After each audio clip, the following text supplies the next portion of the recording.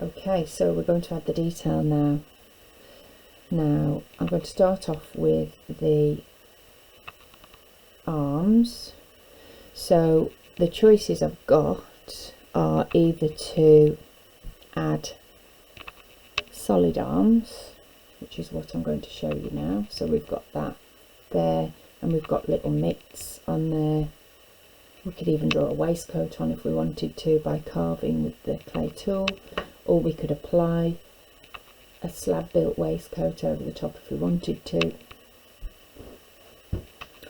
or we could add stick arms. So with that, it's quite simply getting yourself a twig, making the hole,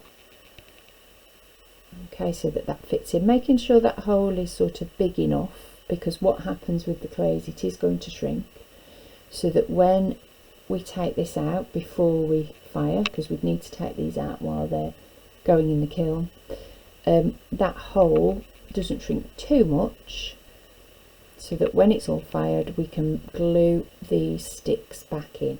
Okay, so really that's up to you, personal choice, whether you prefer to have solid arms or whether you prefer to do the stick arms. Okay, so we'll have a look at the stick arms, sorry, the solid arms. So again, I've got my sausage of clay here. I'm going to cut that in half,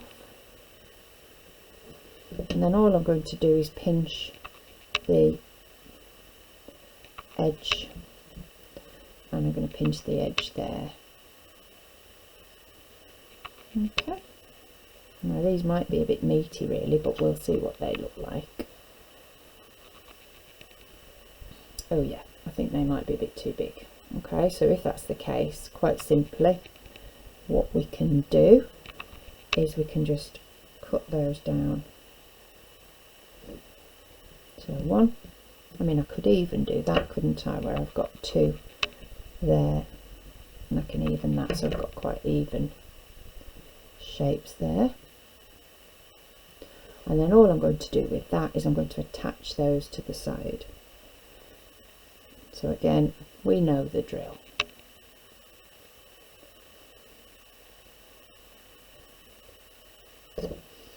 And if you ever forgot to do this, all that will happen is it would drop off whatever you attach, but it's not the end of the world. You can always glue it on using some glue.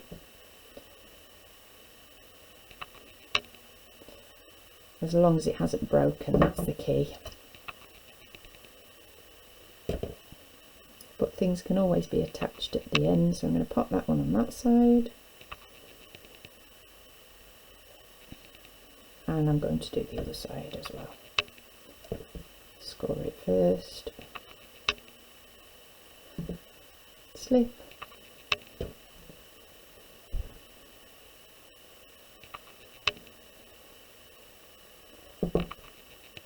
and slip.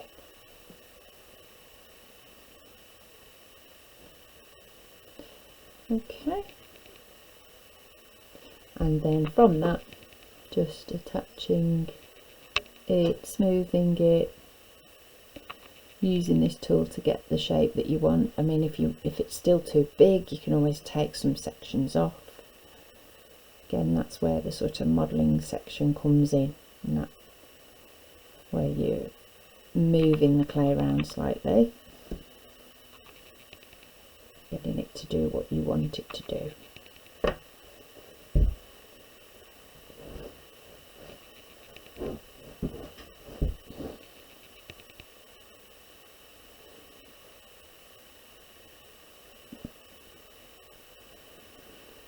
Okay, so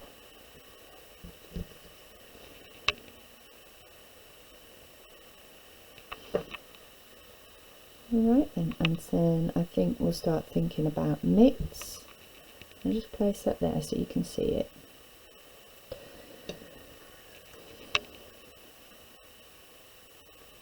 Still kind of keeping it nice and smooth.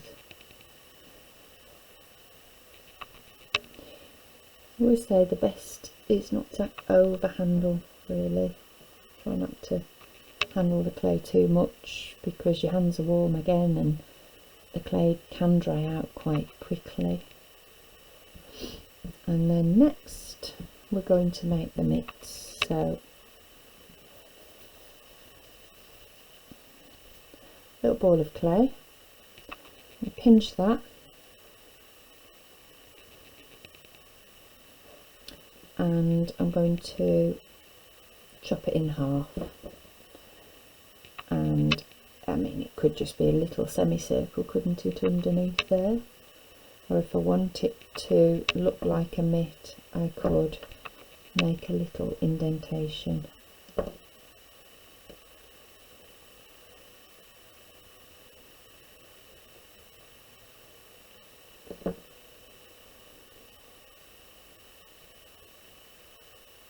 Just like the thumb of the mitt. And then I can attach that with some slip.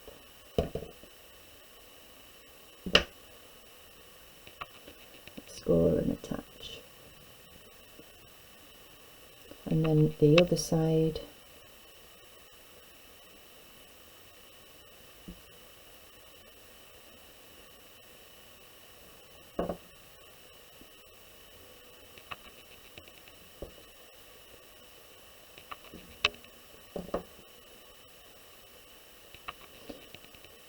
And again, if you think, oh, it's not right, you can always have another go.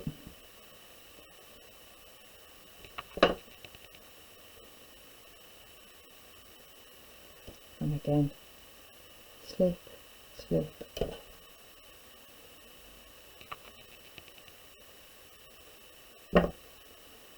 And attach. And then push those in. Okay, so we've got a little bit of a mitt going on there, and then I can start to sort of spend some time kind of making sure I've got the shape that I want. I might pull that down a little bit so it looks like a part of a coat.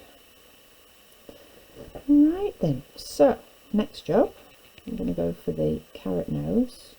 Again, this is a case of rolling and pinching, and then we're just going to cut that down a little bit, try it on. Is it a bit too big? If it is, we can pinch a bit off the end.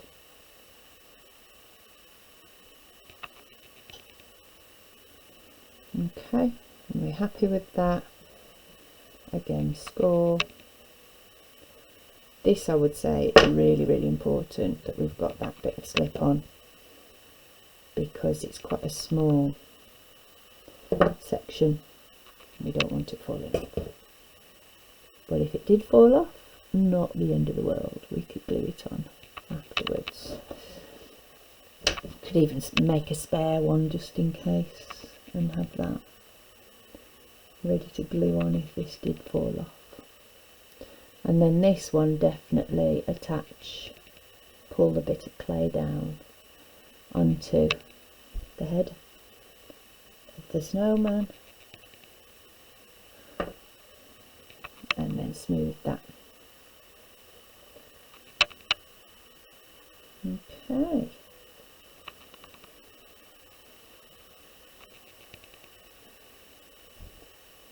So last bits now.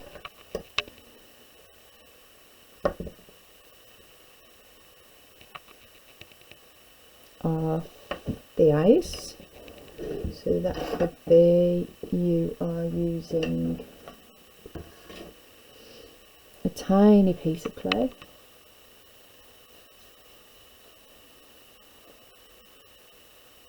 Okay, chop that in half. That could be those stone eyes or coal eyes attached on there. Again, making sure that you're popping it on really carefully. Feeling it looks a little bit like a penguin snowman combination.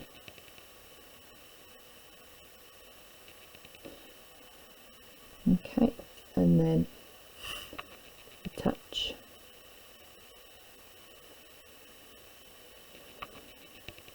attach. Kind of press it on as well helps. And then I'm going to do the same with the body, which is a bit different to the one that I did earlier.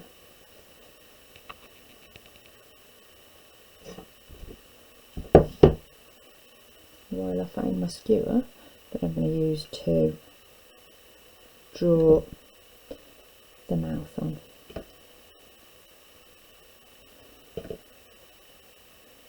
So one, then press that down, and another one.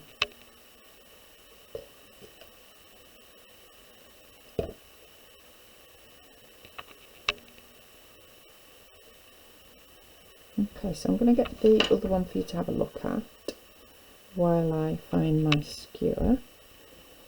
So we've got that one. You can see the difference between that one and that one. Definitely second one's looking a little bit like a penguin at the moment, so let's see what we can do about that. So we might want to add a mouth. That sort of helps. Maybe even some dots for the eyes. This is quite a good way of getting air to escape. If you're feeling brave, you can go all the way through. And then it might be I want to make some marks on the scarf, so I want to give the scarf some stripes. So again, this is where, while the clay is quite soft and malleable, you can have a play with putting different bits of detail on there. Okay, so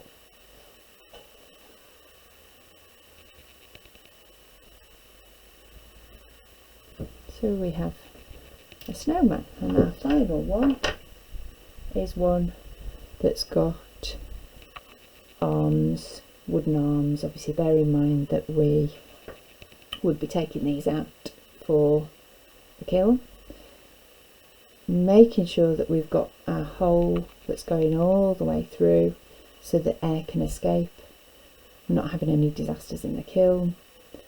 And then what we would do is leave those to dry so that they are bone dry before they then go into the kiln.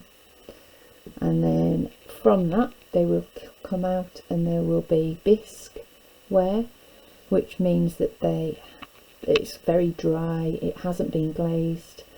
And at that stage there's a couple of things that you could do. You could either paint them just with acrylic paint, quite simply, or poster paint even. You could spray paint them, and that would be quite a nice way of just getting a base colour on there, or base tone. So if you were just wanted to spray them white, you could do that. And then with acrylic paint you could just paint the bits of detail like the scarf and the hat and the eyes.